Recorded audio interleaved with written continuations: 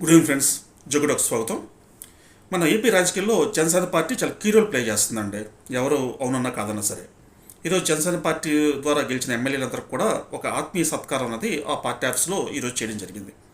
ఈ సందర్భంగా పవన్ కళ్యాణ్ గారు మాట్లాడిన మాటలు మనం ఆలోచిస్తారండి, చాలా ఎక్స్ట్రాడనరీగా మాట్లాడారని మనం అనుకోవాలి. అంటే ఏ పొలిటికల్ లీడర్ కూడా అంత ఓపెన్గా మాట్లాడిన సందర్భాలు మనం చాలా తక్కువ గమనిస్తుంటాం. ఆయన ఏం చెప్పారంటే, మనం అధికారంలో ఉన్నా సరే ఎక్కడ కూడా గోండైజం చేయడం కానీ, అధికారులతో వ్యవహరించేటప్పుడు చాలా జాగ్రత్తగా వ్యవహరించాలి. అట్ ద సేమ్ టైం ఫ్యామిలీని ఎప్పుడు కూడా ఈ పాలిటిక్స్లో తీసుకురాకూడదు అంటూ, గ్రూప్ రాజకీయాలు ఎట్టి పరిస్థితుల్లో చేయకూడదు, మనం చేయవలసిన పనులు చాలా ఉన్నాయి అంటూ చాలా హితబోధలు చేశారు. ఇవన్నీ కూడా ఆయన చెప్పిన ప్రతి మాట కూడా ఒక డైమండ్ అంటే ఒక వజ్రం కింద లెక్క అనమాట. చాలా చక్కగా చెప్పారు. ఇవన్నీ కూడా మనం అర్థం చేసుకున్న వాళ్ళకి అర్థం చేసుకున్నంత, అర్థం చేసుకోకపోతే ఎవరేం చేయలేరు.